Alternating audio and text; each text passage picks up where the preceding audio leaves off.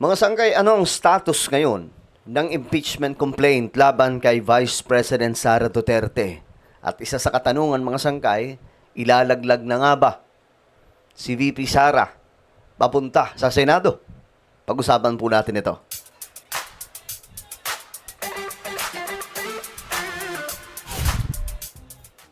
Alright, this is me. We are back dito sa ating YouTube channel. Kamusta po kayo mga kababayan, mga solid sangkay na nanonood ngayon? At kasama na rin po, syempre, mga nasa Facebook. Bago tayo magsimula, sa mga hindi pa po dyan nakakapag-subscribe sa ating YouTube channel, makikita nyo po yung subscribe button sa baba ng video na to.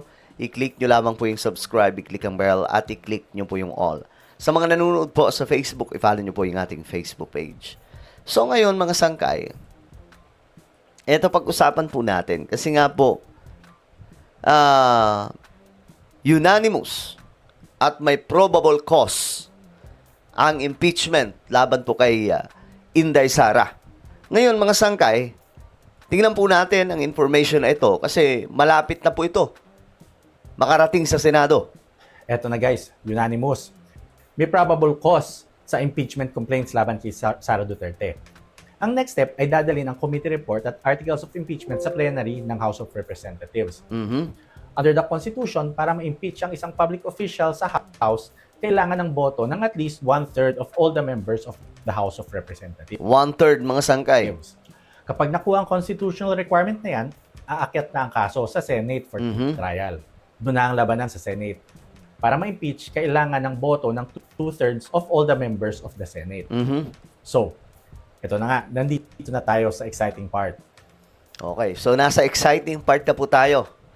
So nasa botohan na po, malapit na po magbotohan doon po sa Kamara, then sa Senado, ganun din mga sangkay.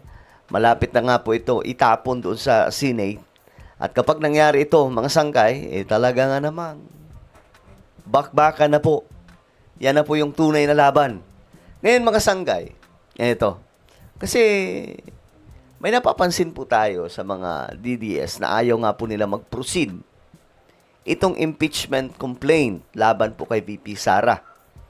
So ngayon, mga sangkay, napanood ko po itong komento ng isa sa mga kababayan po natin. Pakinggan po natin. Bakit nga ba sobrang tutol ng mga DDS senators na umabot ang impeachment sa Senado? Pag-usapan natin. Kung titingnan natin, napaka-favorable para sa DDS senators na umakyat ang impeachment sa Senado kasi you only need 9 votes out of 24 senators to acquit the accused. So, 9 votes lang ang kailangan. Ilan sila? 9, 10, 11? So, kung titingnan mo, napaka-sure win na sana nila kung aakyat ang impeachment sa Senado. Kasi Oh, 'di ba? Sure win. Totoo 'yun. Siguradong panalo na, pero ito ang twist. di ba? 9 votes. But these senators understand a very fundamental aspect of politics, which is kayo, voting power. Kasi kapag naakyat na ang impeachment sa Senado, lalabas at lalabas lahat ng ebidensyang kailangan para mapatunayan na guilty si Sara Duterte. So, lalabas lahat ng mga ebidensya. So, sa madaling sabi, kahit na alam ng mga senador, ng mga DDS, na alam nila na panalo na po sila doon sa Senado, ang kinakatakot po nila dito, yung mga ebidensya na ilalatag.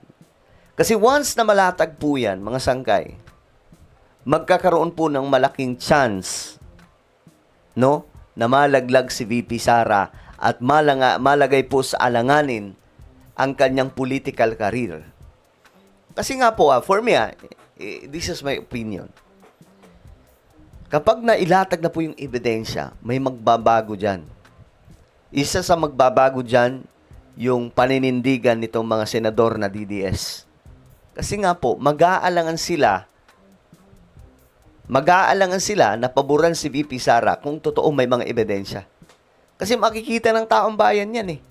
Ito yung tinutukoy ni Sir, na tayo, yung mga nanonood, yung mga Pilipino mismo, yan po yung mahalaga dyan sa impeachment trial ni VP Sara.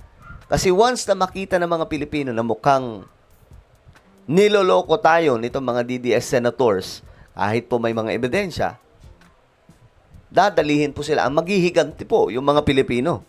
Now, whether or not you believe in these evidence, it doesn't really matter. Kasi, Ayan na. kasi kapag nakita ng taong bayan na Ayan, pag nakita ng taong bayan, merong insurmountable evidence at undeniable proof na merong anomalya sa pamamalakad ni VP Sara, Ayan na. unfortunately, these people don't want you to see them make a decision. Kasi if they vote to acquit despite seeing all these evidence, pag bumoto sila na i-acquit ang impeachment laban po kay VP Sara, kahit po nilatag na po yung mga ebidensya, nilatag na yung mga bank records kasi doon po sa Senado, doon po may lalatag yan. No choice po yan. Wala na pong reklamo doon. Pag sinabing patingin ako ng record ng bangko, wala silang choice doon kundi ipakita. So, kapag nalatag ng ebidensya lahat, tapos pinili pa rin nilang i-acquit si VP Sara, yari sila. makikita nyo yon. Makikita ng taong bayan. Di ba? Ano sasabihin ng taong bayan? Sasabihin po ng mga Pilipino, teka lang, bakit ganyan yan sila? Bakit sumuporta pa rin sila kahit may mga ebidensya na? At possibly, mawawalan sila ng boto. Mawawalan sila ng boto. Siyempre, magagalit ang taong bayan. Kasi bumoto sila na i-acquit kahit sa dami po ng ebidensya na inilatag. So when they say, namumuliti ka kasi kayo, ang dami-dami nating ibang priority, bakit yan yung pinaprioritize natin? Hindi po totoo yun. Kasi pwede pong gawin ng iba't ibang agenda sa loob ng Senado ng sabay-sabay. Simultaneous, kumbaga. So in short, kung nandito ka pa rin, they just don't want you seeing them making a decision. A blatant decision to disregard and ignore facts and evidence. Kasi mawawalan sila ng boto. So, mahihirapan po sila dyan. Mahihirapan po silang i-acquit yung mga senator, kahit po yung mga DDS. No choice sila dyan eh. Paano mo i-acquit kung ang daming ebidensya? Diba? Paano mo ilalaglag kung ang daming sandamakmak na ebidensya ang inilatag? Talagang mahirap po ito para sa kanila. Kaya hanggat maaari, gusto nilang harangan dun pa lang sa baba para hindi na po sila makapagdesisyon laban po kay VP Duterte. Kasi pag nakita po talaga na ang daming ebidensya, tambak yung ebidensya, no choice sila dyan eh. Parang, pasensya na po. Pero ang daming ebidensya, wala kaming magagawa dito kundi ilaglag ka. Diba? Ganun mangyayari dyan, mga sangkay. So, ngayon, hinihintay na lamang po ang isa pang aksyon sa Kamara bago po ito ipasa na doon sa Senado. At mas magiging mabilis na po ito, mga sangkay. Magkakaalaman na po kung sino talaga yung nagsasabi ng totoo. At ito po ay kaabang-abang ngayon. Well, ito ang chance ni VP Sara para patunayan na hindi totoo yung mga bintang sa kanya.